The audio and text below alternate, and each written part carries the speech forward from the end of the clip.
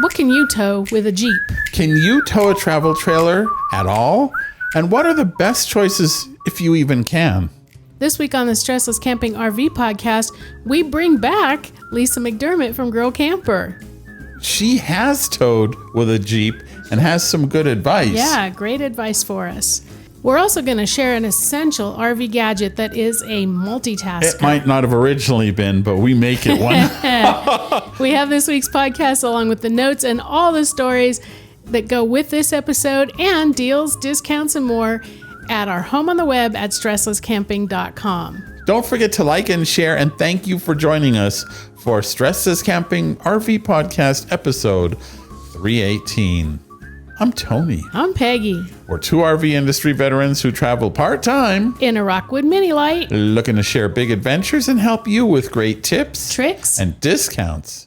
We have a little bit more of that history lesson for you. There was, again, this is from Reserve America that we originally found the article. Well, we originally heard the article from John and Kathy Huggins, who live in the RV Dream. Years ago, yeah. And they found it on Reserve America. And these are a couple of really shorties. Yeah. So let's start with what they refer to as the cooler chest, which I call an ice chest. Yeah, that's true.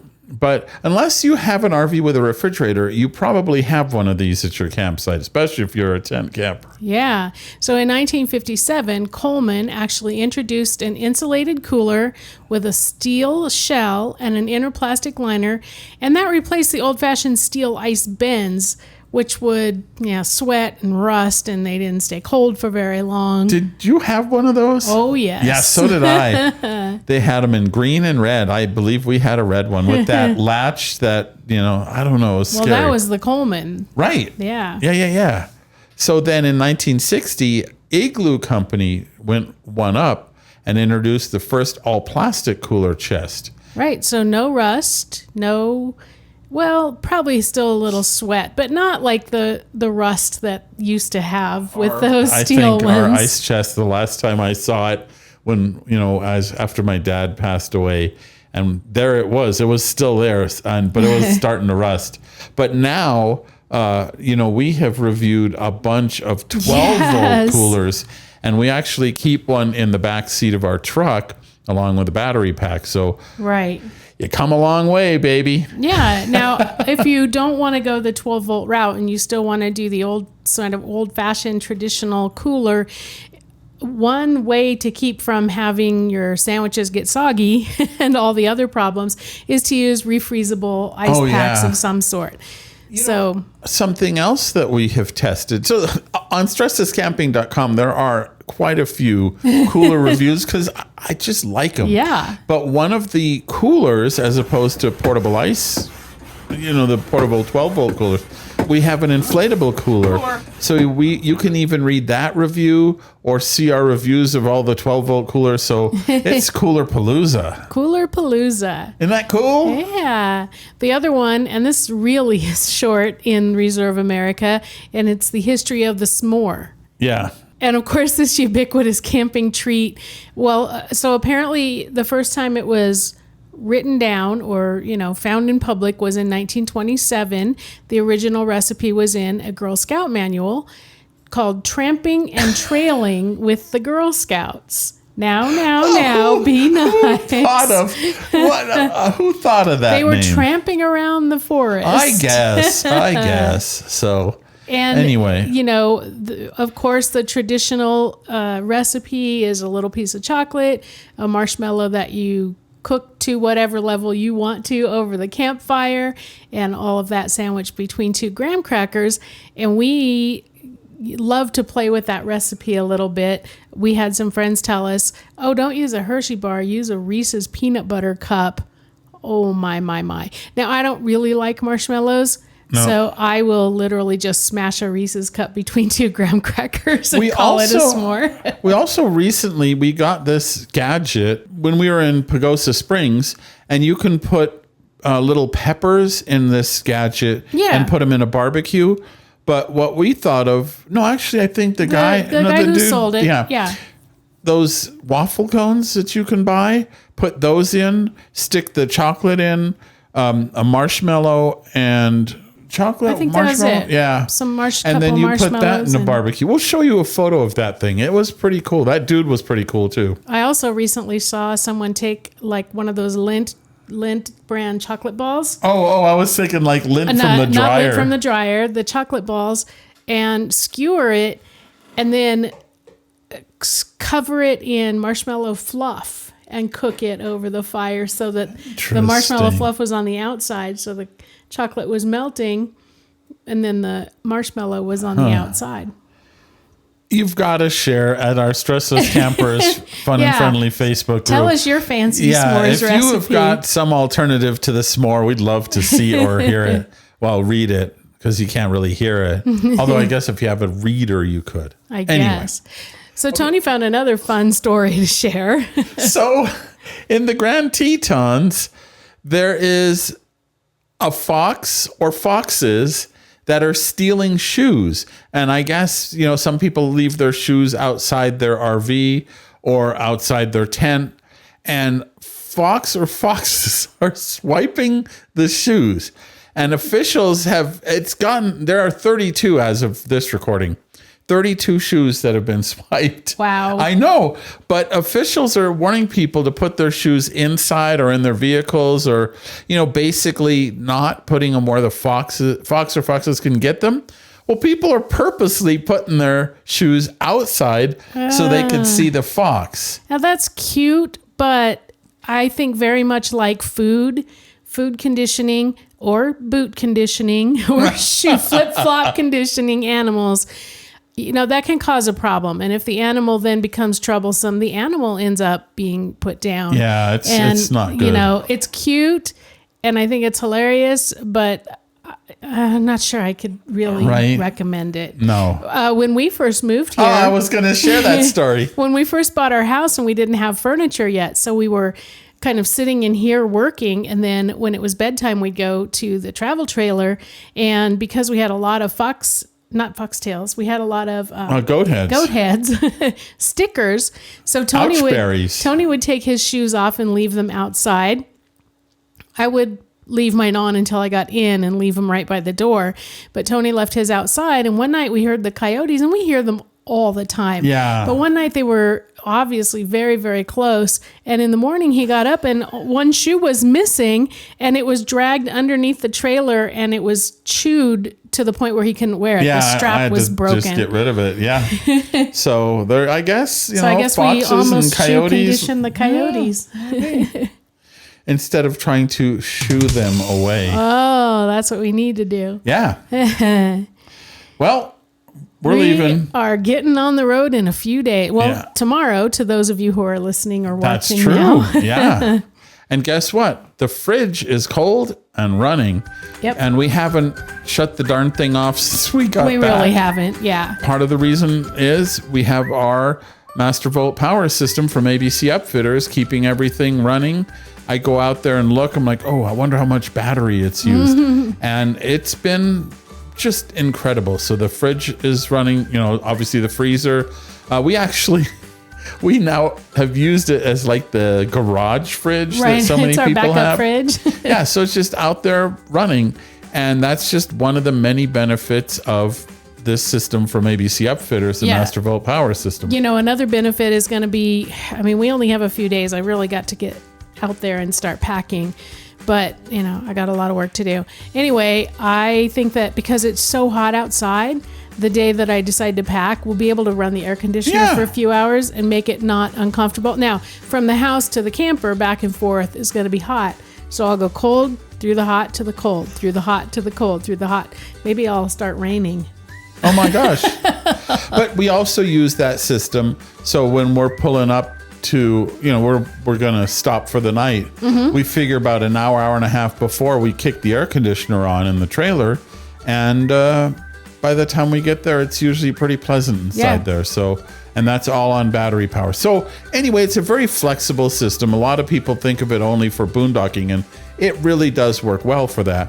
But if you would like a system that kind of meets or exceeds what you want to do, whether that's off-grid camping or just keep the refrigerator running or whatever it happens to be, our friends at ABC Upfitters are happy to customize the system for you. How could I find them?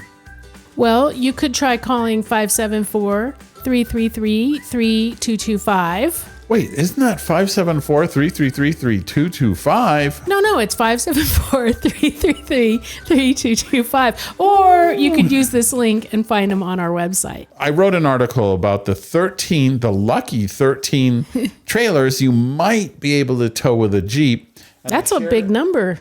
Isn't it? I didn't think it would be that many, actually. Well, check out the article at our home on the web. But I shared it with Lesa and Janine from Girl Camper.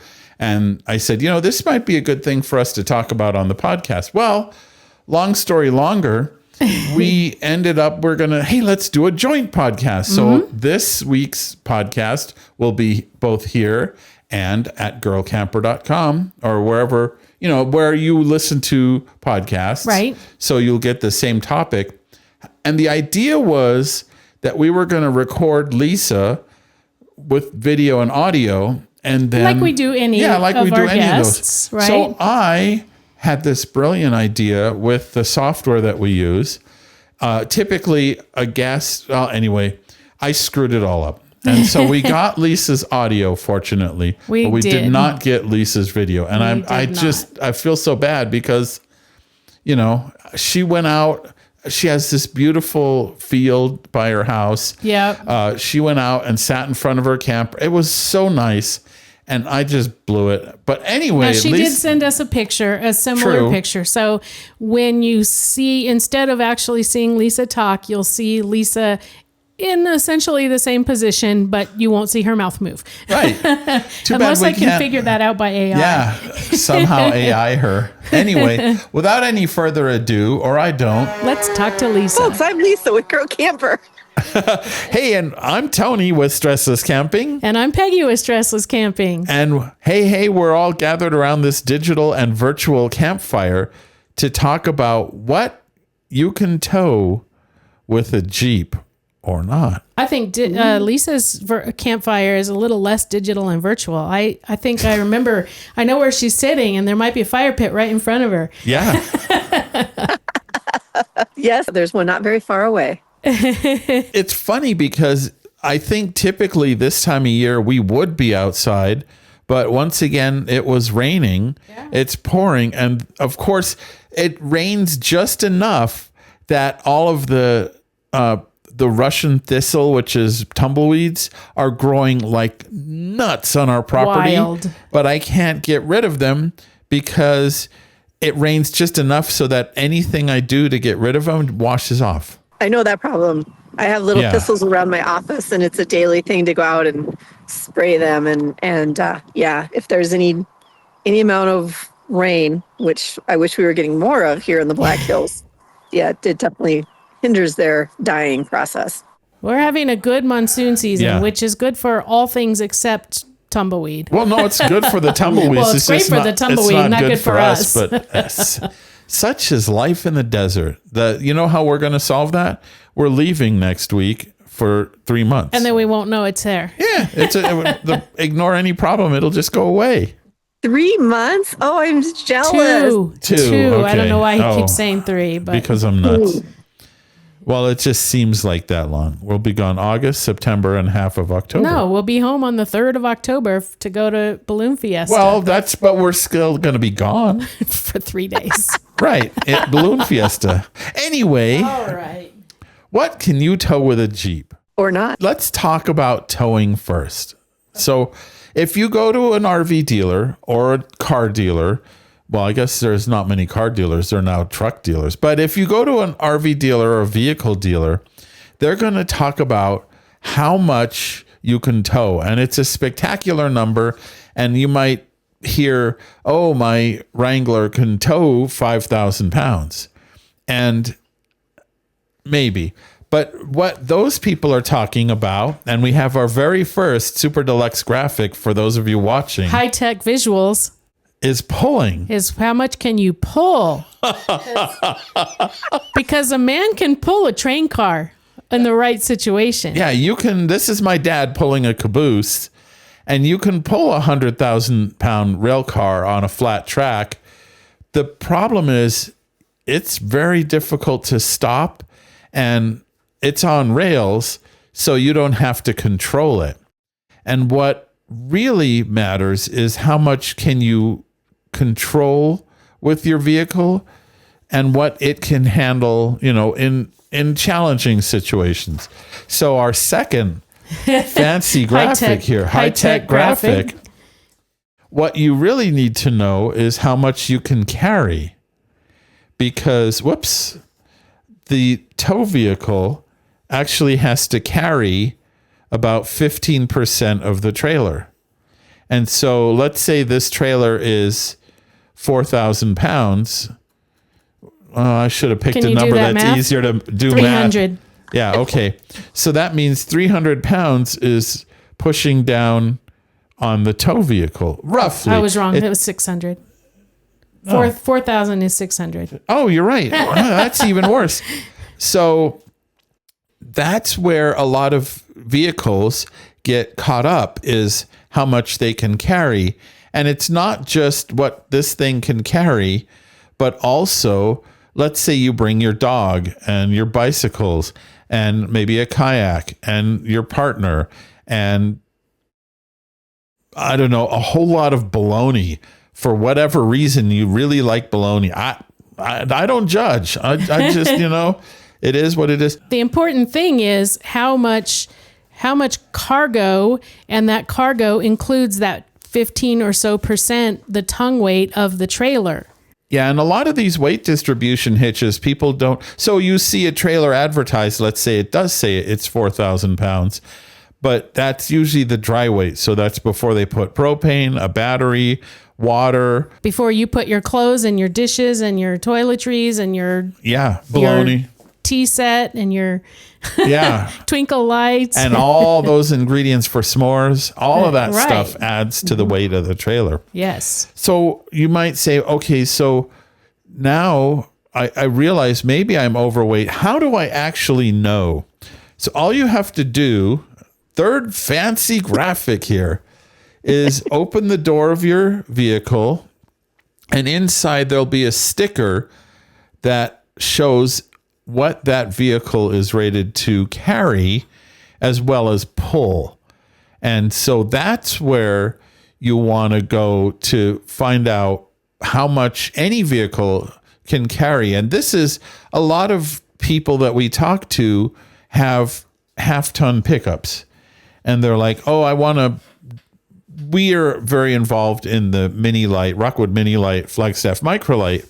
And a lot of people want to tow a 2500 series Rockwood Mini Light because it says it's mini and light with a half-ton truck. And then they do those numbers and it's completely overweight. And there's a lot of reasons you don't want to be overweight. And trust me, I know all about being overweight. You can lose control more easily. It can damage components in your truck. If it's too low in the back, your headlights are actually misaimed.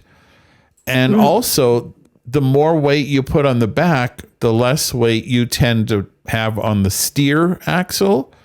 And that can mean your handling really gets compromised as well. So again, back to loss of control or a dangerous towing situation. So there you go. There's my. So how much can you tow with a Jeep? Well, we have a towing calculator that you can use, and you can plug in. Let me get my fancy graphic again. You can plug in these numbers and all the numbers from your trailer, and you can figure out legitimately what you can tow. So there's your basic towing primer from your friendly neighborhood RV geek. But I think we need to mention, though, Tony, that even though those numbers may come in and say you can tow 3,500 pounds, you need to also factor in that you don't really want to get to 3,500 pounds. Right. You want to have a cushion in there. Yeah. I totally agree with that. Mm-hmm. Another thing that is important is any trailer over 3,500 pounds has brakes on it, and you will absolutely want a brake controller because then the trailer isn't just weight that's trying to shove you forward, but it's actually participating in the stopping process, which is also good for safety. But you're right. I like not pushing things to their limits with towing, because that's where you have more chance of mechanical failure or loss of control or all the bad stuff that is not fun. Exactly. And I've got personal experience with that, with towing with a Jeep. Oh, Yeah. Do you want to share that, or you're like, nope? No, that's why I when you asked about doing this podcast, I was like, oh, please, yes, I want to do this because I've owned 2 Jeeps, both bought them brand new and towed with both of them. The first one, and both of them had 3,500 tow capacities on them. The first one was a Jeep Sahara. So its gear ratio. Now that's important when you're looking at Jeeps, because the lower, I might get this screwed up. So Tony, you as a car expert, please jump in and correct me. But I believe the lower the gear ratio on it, the less it's really capable for towing, or ideal, I should say, for towing. The higher the gear ratio. So if you're looking at like a Jeep Rubicon, those are going to be better for towing. But keep in mind with Jeeps, especially the Wranglers, they're really not made for towing. They are made for going rock crawling. Can they tow? Sure. But most of them have a maximum tow capacity of only 3,500 pounds. And so that's really limits what you can tow. And then you need to take into consideration too the differentials on them. So my Sahara, one of the things I didn't know at the time was that Jeep Mopar actually recommends that you change the differential fluid from the stock differential fluid into one that is designed more for towing. And that you need to do that on a more regular basis, like every 30,000 miles instead of every 100,000 miles. How did I learn that? Because I burned my differential up. That's not good. Not good. Yeah, not good. And I was towing at the time an RPod 177, which I thought was also totally within the towing capacity of my Jeep, because at that time, that particular camper had a dry weight of 2,300 pounds or 2,800 pounds, something in there. And I think it was 2,300 pounds. And one day I decided I'm going to go to a cat scale, one of those commercial truck scales at a truck stop, and I'm going to weigh what my camper actually weighs. And I was floored to find out, yeah, with all my accoutrements, which weren't a lot, but plenty enough, that camper actually weighed 3,400 pounds. Wow. Yeah. It's funny, as we were unpacking from our last trip, we have these foldy crates that we bought at Costco that we use when we go to Costco. And the number of crates that felt very heavy that I toted out of our trailer, I was thinking, my gosh, because our truck, so we have a 2,500 Ram that it's a towing beast. And we were going through the mountains of Utah and it was struggling. Yeah. And I'm thinking, man, is that trailer extra heavy? And I think it was. We have not taken it to a cat scale, but cat scales, for if you don't know, they're all over the place, frequently at truck stops. And it's like $15 to weigh your vehicle, and it's worth every cent of that. But if you go, another reason to go to like FRVA conventions or Escapees conventions or a lot of these larger gatherings is they'll have someone there who they weigh the truck and trailer by wheel. So each wheel, so you not only know how heavy the front wheels, back wheels, trailer wheels are, or, the weight on those wheels, but side to side. Some of these trailers are very heavy on one side, are heavier on one side than the other. Yeah. So I've already, at the Frog Rally, which is coming up, I've already scheduled to have our trailer weighed. Lippert also makes a home use tool, and I'll give you the link to it so you can put it into the show notes, that they sent me one a few years ago, and you can plug it into your little, it's the little connector under the dash. Yeah, the OBD2. Yeah, that, and it will actually tell you the weight is of what you're towing. We have one too. And you know what? I haven't used it on this trailer yet, but now you've given me something to do, something to do, but you know what I'm saying. Oh, I think I know where that's hidden. I know exactly where it is. Oh yeah. Mm-hmm. That's also good. And then there's a company called WaySafe that makes hitches that actually have scales in them. Oh, wow. So that we have one on the way. Yeah. Because I'm curious. But yeah, I mean, weight is, as my doctor keeps telling me, it's really, really important how safe you're going to be. And it's always best to know your numbers. And it's not just, Jeeps, of course, but any vehicle you're towing with. And some of the other factors of towing is you're really putting a lot of strain on brakes and cooling and transmission and engine and all of that. And some vehicles have cooling systems, auxiliary cooling systems for the transmission and for the engine oil. And that helps to keep those running better. So there's a lot of, it's not just the brakes, but all these different systems. The brake controller is important, and all of that, so that this is one of the reasons a lot of times people say, but I don't want to buy a pickup, but they're so well designed for towing. Well, and then you get into, if you're overloaded, if you've got too much trailer for your tow vehicle, and like Tony said, then it pulls the back of the vehicle, it lifts the front of the vehicle, you don't have as much control, you're fighting it constantly. It's way more stressful, even physically, on yourself. Yeah, boy, that's the case. It's as you're fighting that thing, it's no fun. Yeah. Well, I don't know what your guys' feelings are on weight distribution hitches, but I swear by them. I will. I don't care what vehicle I am towing with. We have a 3,500 Ford truck because we tow. We have a construction business, so we tow massive pieces of equipment. But again, I don't. Then that's not my tow vehicle. My actual tow vehicle is no longer a Jeep. It is a Toyota 4Runner. We can talk about that a little bit. But I don't care what vehicle I'm towing with. I'm going to swear by a weight distribution hitch with built-in sway control, because one, it's going to help distribute that weight to make it a little bit easier on your tow vehicle. And the sway control, I cringe every time I see someone online ask, do I need a sway bar or anything? And someone says, I've towed for 10 years and I've never needed one. Yeah. You only need it once. Right. And those guys don't know how much they're tiring themselves out by by fighting that. Peggy has a great tip. So one of the reasons I've heard said of why people don't like weight distribution is how difficult, like forcing those bars off.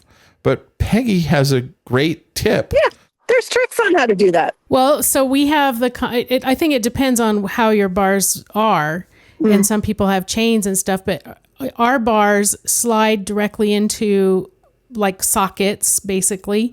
And we used to, lift and then pry that bar out and then pull it out of the socket and the hitch. And then one day I just pulled backwards and balanced it so it stayed in that bracket on the tongue of the trailer. Yeah. And now that's where we store it. We don't have to fight it and take it all the way off the trailer. We just take it out of the truck.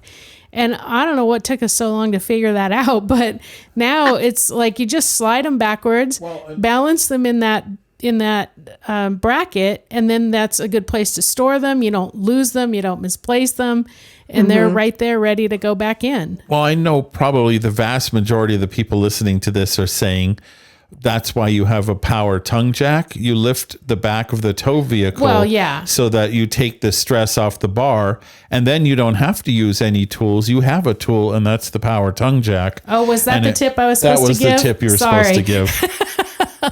I was going to give that one, though, so you beat me to it, Tony. Like I say, probably the majority of the people here are like, hey, you can hear them hollering from miles away. So definitely that's what we do first. We lift the tongue up high enough that it takes the pressure off those bars, and then it's not a fight to get the bars out. Exactly. And you don't need a power tongue jack for that. You can, I mean, Well, I don't true. have one, so That's true. yeah, just screw them up. But the other benefit of a weight distribution hitch that people don't often think about is that secures that down onto the ball of your tow vehicle really, really well. So the chances of your camper popping off the ball when you go over a bump are pretty slim. Good And point. that alone, for $500 or $600, the cost of a weight distribution hitch is so worth it to me. Yeah, and the Camco made the hitch we have now, that Ease Lift TR3. I love that thing. It is just, you can dial in and out sway control with it, which is good because if you know it's going to be windy, you just add some more sway control to that hitch and it works. It's really well done. It even will survive getting rear-ended. There's a story there, I'm sure. Not that we recommend getting rear-ended. No, yeah, we don't. Yeah. That's not something we recommend. The trailer didn't survive it, but the hitch did fine. Yeah. That's so good to hear about that hitch because I'm actually trying to get Camco to send me one. I good. have a different brand of a weight distribution hitch that I've had for years. I do love it, but it is one that metal grinds on metal. And those are common. Yeah, but I'm pretty sure people from 5 miles away hear me coming when I go around here.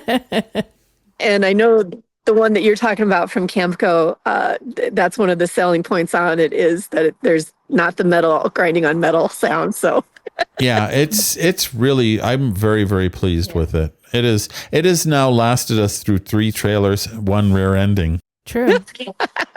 that's good. But let's get back to talking about Jeeps and what Okay. you can and cannot tow. So, I think it is, really important that you do know what the tow capacity is. And you were talking about what your vehicle can carry. Now, is that the same thing as tongue weight? Yes. Okay. Tongue weight is part of what your vehicle can carry. Right. I mean, it's like like I said, all the cargo you put into so let's say you bring, here it is. Here's the fancy graphic again.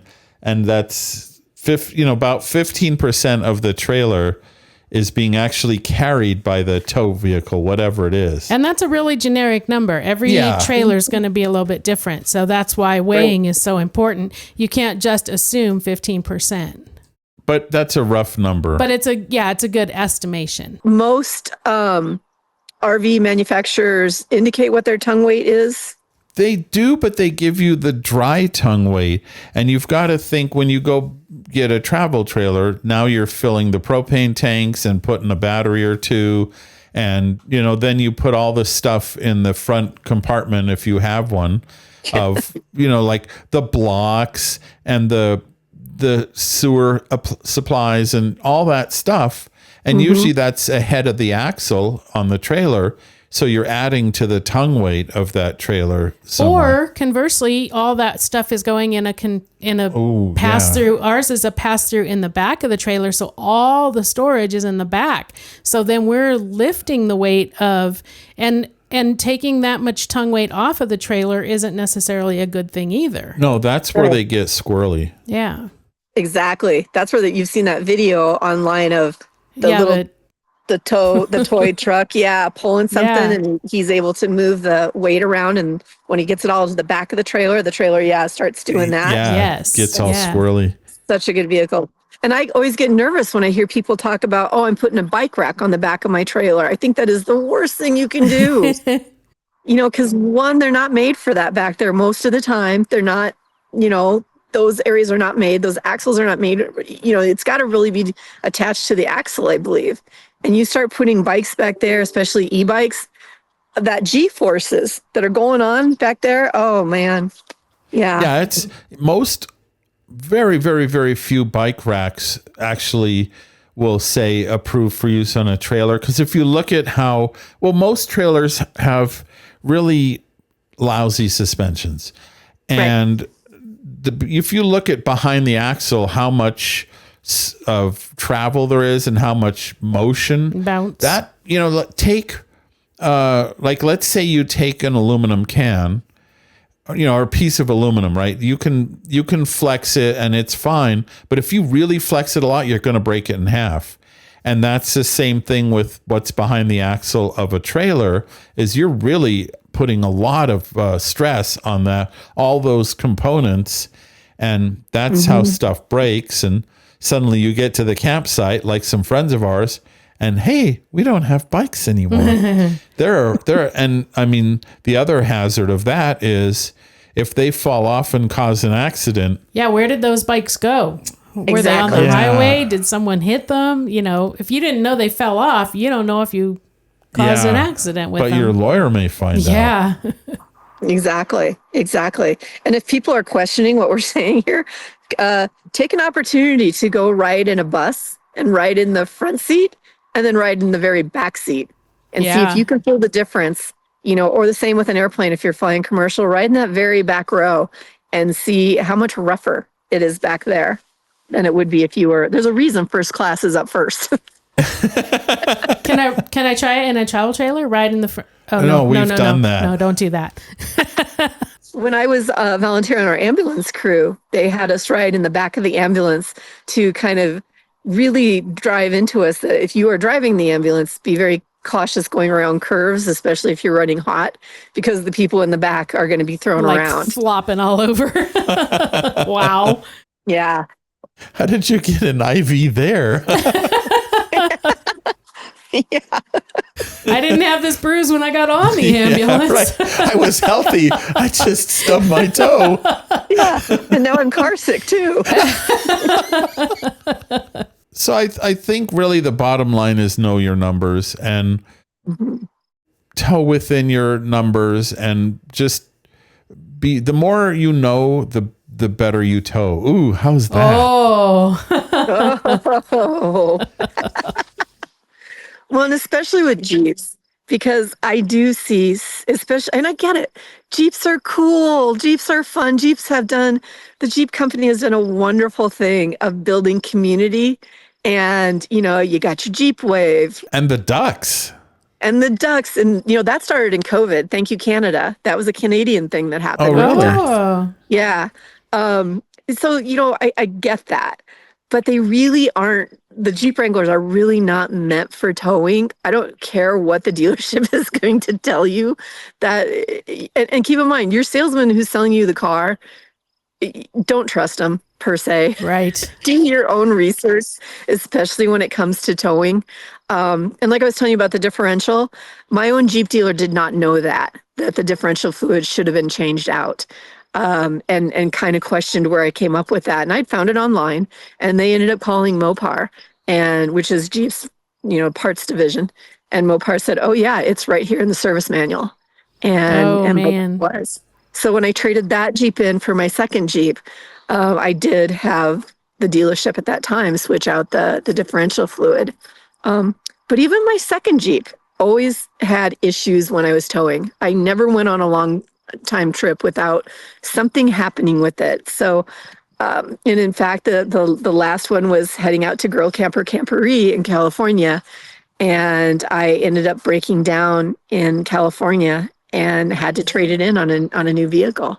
But ironically, I had just done an article on 6 tow vehicles based on a Consumer Report article that had just come out on vehicles that were known to go the distance. And that meant 200,000 miles. So I extrapolated from Consumer Reports what were 6 vehicles that could be used for towing. And 4 of them were Toyotas. And not surprising. One was the Ford F-150, and then the other one was a Honda.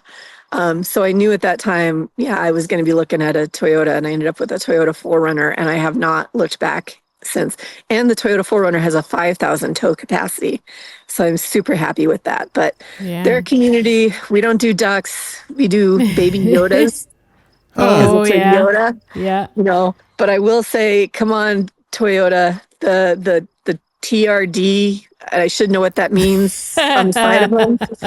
But you know what everybody says. You know how everyone pronounces it, right? I did not know that until somebody pointed out that I now drive a turd. That has to be like from such a brilliant company, that TRD has to be one of the most crazy things, because it stands for Toyota Racing Development, but it's turd. A turd. And you don't really need a racing truck to tow a travel Well, trailer. I think the implication is Toyota did very, very well in the Baja races. And so that's the races they're talking about. And they did very well, and they did do a lot of racing development, but there's better acronyms than turd. But I want to make sure we don't kind of gloss over what Lesa said.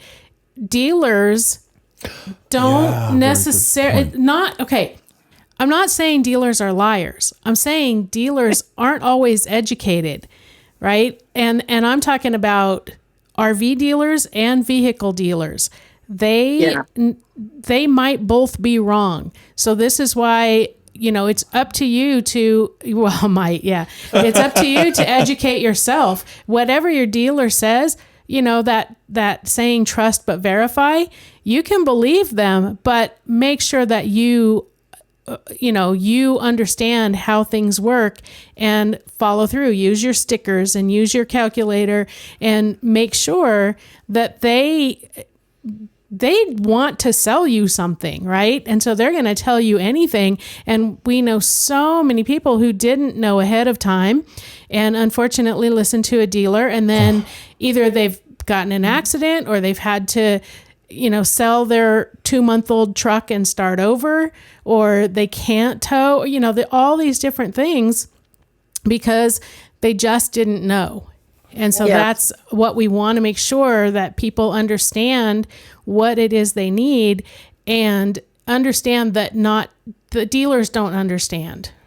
Well, I'm gonna say, as somebody who worked at an RV dealership, there was literally zero towing information available. I'm sure it's out there, and now that's one of the reasons we've become such. They talk about the tow police. Well, that's us. And we've become such advocates of knowing your numbers, because at the dealership, there was no place I could go to learn more about this. And it was, again, it was what the vehicle manufacturer said, and is, you can pull 5,000 pounds with this thing. And you're like, yeah, but you can't. I could pull 5,000 pounds with my teeth in the right situations. Dang, that's pretty I do have good teeth. Yeah, she does, not me. Yeah, because just because you can doesn't mean you should. Right. Oh, yeah, that's for sure. There's not really a good, I'm sorry. There hasn't been a great resource to learn this. We hope that we've created one that people can use. But yeah, there was that's something the RV industry could really get behind, is better education on towing, or just refer them to us. Yeah, exactly. Yeah. Yeah. And if you're curious on what your vehicle's tow capacity is, there are sites online, and again, we can put links to them in the show notes, that you can plug your VIN number in, and it's going to tell you for your specific vehicle exactly what its tow capacity is, your dry weight. Right. Yeah. And because that kind of brings up another point, somebody who has two visibly identical vehicles, Jeep Wranglers, two Jeep Wranglers with the same model number and the same year and the same color and the same leather, I don't know, they don't necessarily have the same numbers, because there might have been a tow package put in one, or there might have been, they're not all the same. So when someone says, well, I tow with an F-150, you can tow with an F-150. There's so much more that goes into it than that. Well, and here's another thing, you talk about cargo capacity. So let's say your Wrangler, the cargo capacity on that sticker is 900 pounds, which is kind of typical. Well, then you add running boards and kayaks and a roof rack and brush guards or whatever. Dog. All of that is cargo. Yeah. And so you may have started at 900 pounds, but now you're down to 7. And then you add, a co-pilot and a dog, as you said. And now you're putting your kayaks and bikes. Well, you may be close to the total capacity before you ever put a hitch on that thing. Yeah, and things that you don't think to measure, like you said, the running boards, or if you, I don't know, change the rims on your tires and you end up with some heavier fancy thing, or roof racks, those things that weren't counted when it was came out the manufacturing line, and you don't think of them because they're permanent fixtures now. Those still but they count. are cargo. Well, we weighed our previous Ram, which was a 1500. But it had we bought it used. It had running boards and wheel flares and a camper shell and blah, blah, blah. There was hundreds of pounds of stuff put on that truck, all of which made it less capable as a towing vehicle. Right. And that wasn't reflected in the sticker because it all was after. Yeah, very good point. Very good point.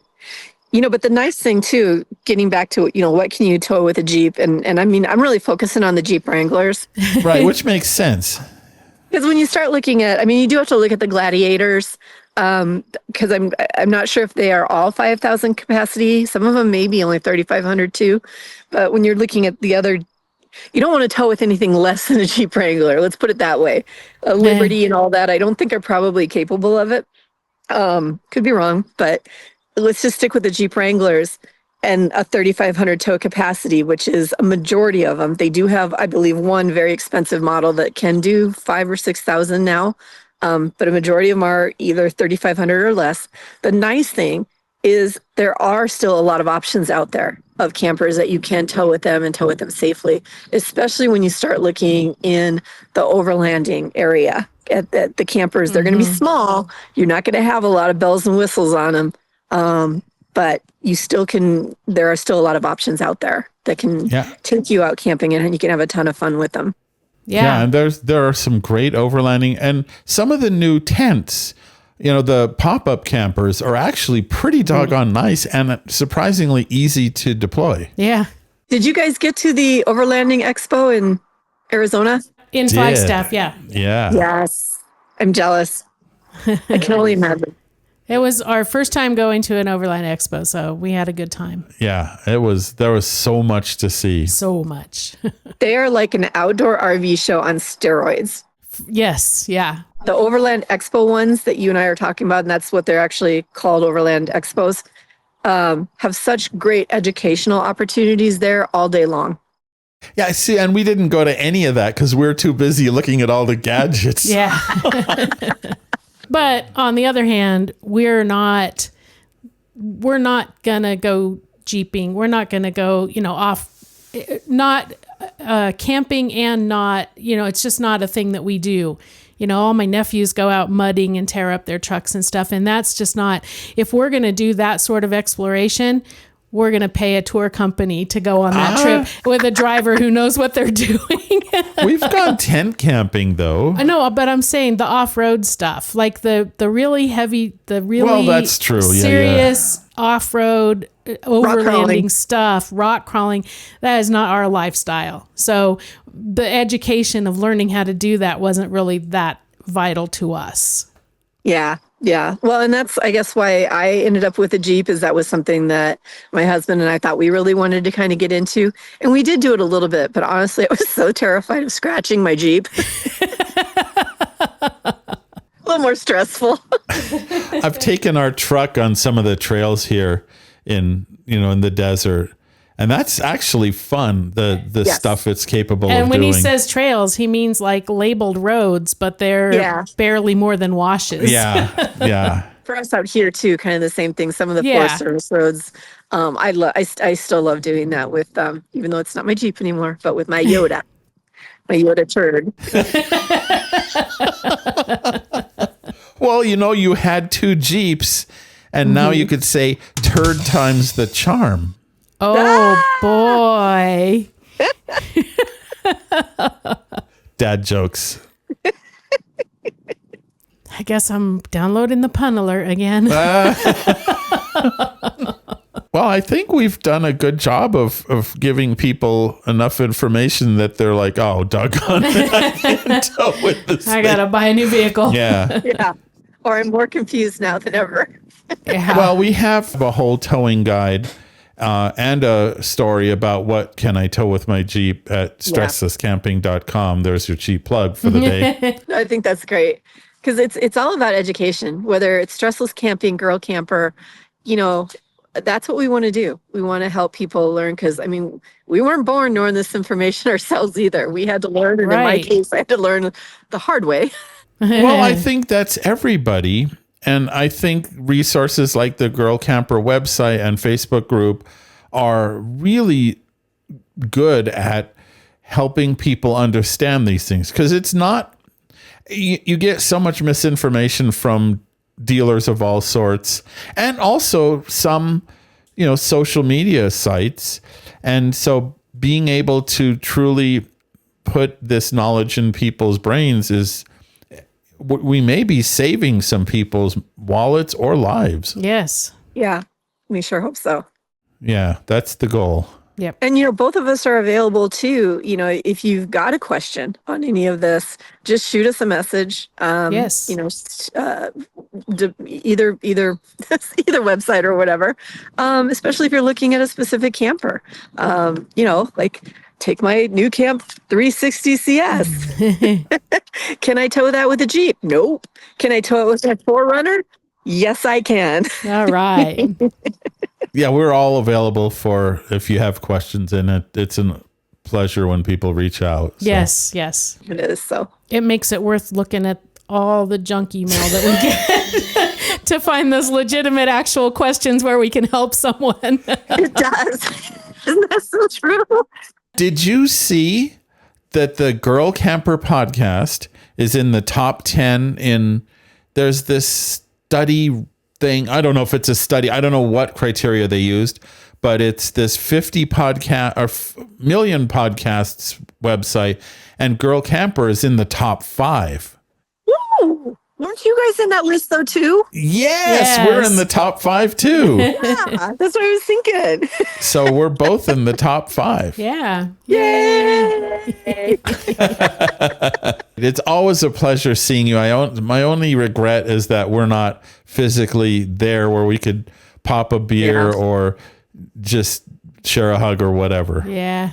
Wish you were here too. I mean, just filming this as we were, a little baby deer, and you might have actually caught it on camera, went running right by. And then about 10 minutes later, his mother just went by, and one of the cats just came running up here wondering what the heck I'm doing. So, we were filming one time in our backyard, and about 3/4 of the way through, someone said, "Did you know that coyote ran through there?" And I hadn't seen it. Well, we hadn't seen it filming, of course. I hadn't even seen it when I edited. Like, I didn't even notice it.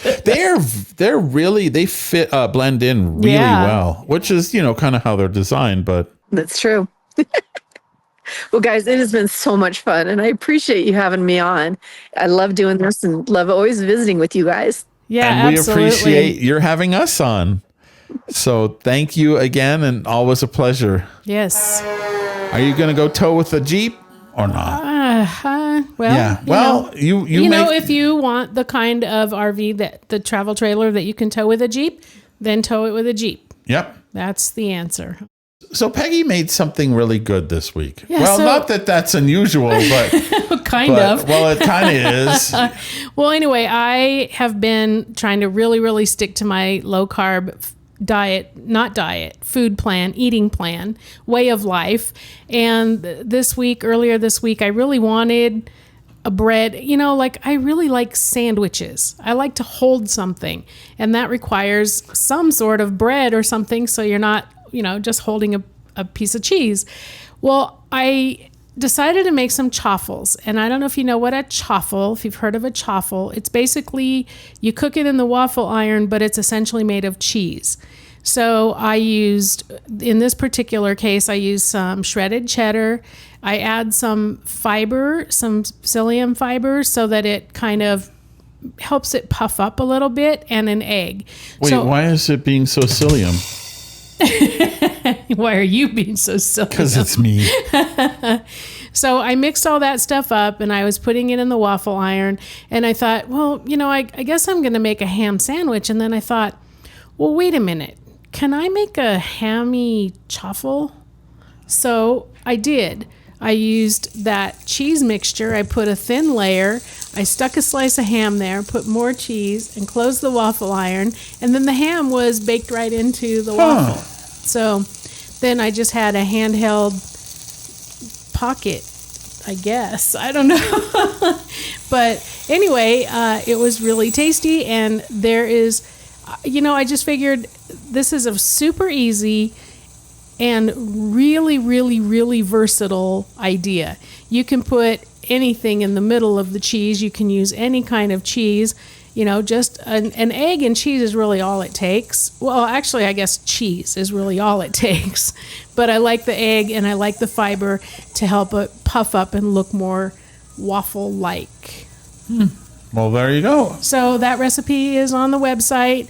And, like I said, there are probably a million combinations. So, if you have an idea, why don't you go on StressLess Campers Facebook group and tell me how I can ham up my next batch of chaffles. Yeah, and don't make it too cheesy. Actually, is there really such a thing as too cheesy? No. Well, something that's not cheesy is our Air Gear tire changing kit. And part of what that includes is a torque wrench. And if you have almost any vehicle, but especially a trailer with aluminum wheels, you really should have a torque wrench. And we really, really like this Air Gear tire changing kit and the torque wrench that comes with it. And we use it for a number of things. We use it for the obvious thing, to check the torque on our lug nuts on our travel trailer. Right. And so we just had the bearings greased, which means they had to take the whole thing off, right? Right. The wheels had to come off. The wheels had to come off. They put it back on. Hopefully they torqued the nuts on properly. But as we learned from Dexter a couple of years ago, after you drive, and this is, not really a set number, but in my mind, I do it this way: 10 miles, 100 miles, every 1,000 miles. So when you first do it and you drive a little way, when you first have your wheel off and you put your wheel back on, you've driven a little ways, check the torque again. And then in 100 miles or so, check the torque again. And then if you're not having any problems, then you can let it go a little longer. And it's particularly an issue with aluminum wheels on towables for whatever reason, but it is. And so we got the Air Gear tire changing kit out, and I checked all of the torque, and it was all good. The place that did the wheel bearings is about 40 miles away. So that's the 10. Yeah, there's the first one, and then we'll check it on our first night again. But I also use that thing, as I've said, for checking the anode rod in the water heater so that I don't over torque it. And we have a new gadget that we're testing, and I use the heck out of that wrench when I put that on the trailer. So, but yeah, it's just a good thing to have a torque wrench. Yeah. It's funny how the more you know about the RV world and lifestyle, the more you're like, oh, I need one of those too. So let's hear it as a big cheer for the RV companies that have decent sized cargo bays. Yeah. And knowing your weight of your trailer or whatever. Yeah, absolutely. So our torque wrench came from the Air Gear store, along with the entire tire changing kit, which is all in a beautiful bag, and we can find it easily, and you can find it easily on our favorite products and services page at StressLessCamping.com. Right, or at the link in the show notes at StressLessCamping.com. Just look for podcasts, and this is episode 318. There'll be a link to the Air Gear tire changing kit there. Isn't that cool? Cool. Well, the last couple of weeks, we talked about the Pacific Northwest, and we were, really pleased to have Brooke Smothers tell us kind of some really good highlights of where to go and when to go to the Pacific Northwest. And we had also on the Facebook group, the StressLess Campers Facebook group, asked for you to give your tips, and a lot of you did, and we appreciate that very much. Thank you so much for telling us about your locations. We, tentatively, I guess, penciled in 2017. No. 2027. 2026, of course, we'll be going on Route 66. Yeah, that's pretty much going to consume pretty much our next year. And then 2027, hopefully we can make a trip up to the Pacific Northwest. That's the goal. based on this week's topic, our question for you for this week is, do you know your tow vehicles numbers? Have you opened that driver's door and looked for that yellow sticker and compared that to the sticker on the side of your travel trailer? And make sure that you weigh your travel trailer, because the dry weight is not the weight that it is now. No, I know. That's a big surprise for a lot of folks. Yeah. You can answer that at our fun and friendly Stressless Campers Facebook group. Yep. You can get to that from our website. We also do a once a week newsletter, which is absolutely free. Mm-hmm. And there's something special. We are giving away a Camco Rhino drain lock to someone at Frog who is on our newsletter subscribers list. So if you're not, now's a great time to join, because buddy is going to win one of those Camco drain locks. That's right. So if you haven't already joined that group, that list of people who receives a weekly email, just go anywhere on the website. It's going to pop up. It's going to be in the middle of every page. It's going to be on the bottom of every. It's all over, because we want to make sure that you don't miss out your opportunity.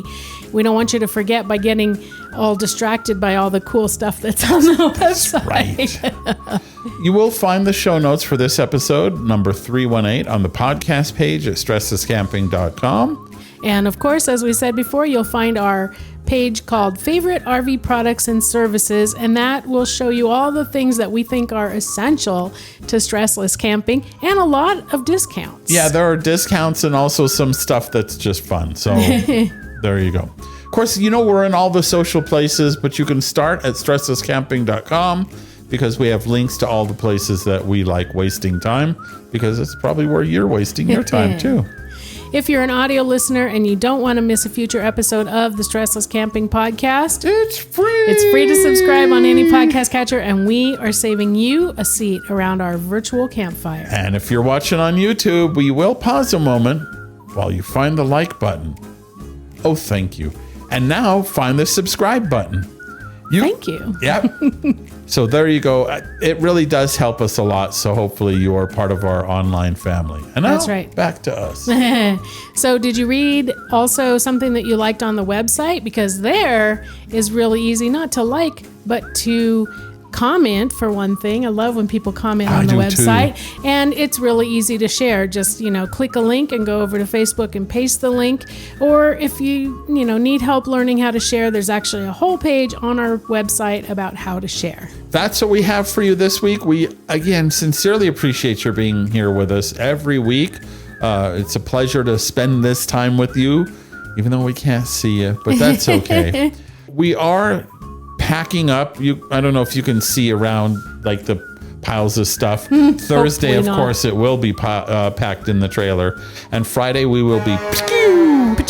We are on our way to the Frog Rally in Indiana, which is Forest River Owners Group. So if you have a Forest River RV, you might already be there, and hopefully we'll meet you. After that, we will be doing some things in Indiana. Then we are headed to Pennsylvania, our first time there, for the Hershey RV show, also called the world's largest RV show. It's not. That's what it's called. Yeah, it's not. But that's okay. I don't care what they call it. We're going to be there looking at right. RVs. So maybe we'll see you there. So that's where we're headed. And hopefully maybe we can have a beer or shake hands or whatever it is. And most of all, stressless camping. Now stay off my lawn. Again?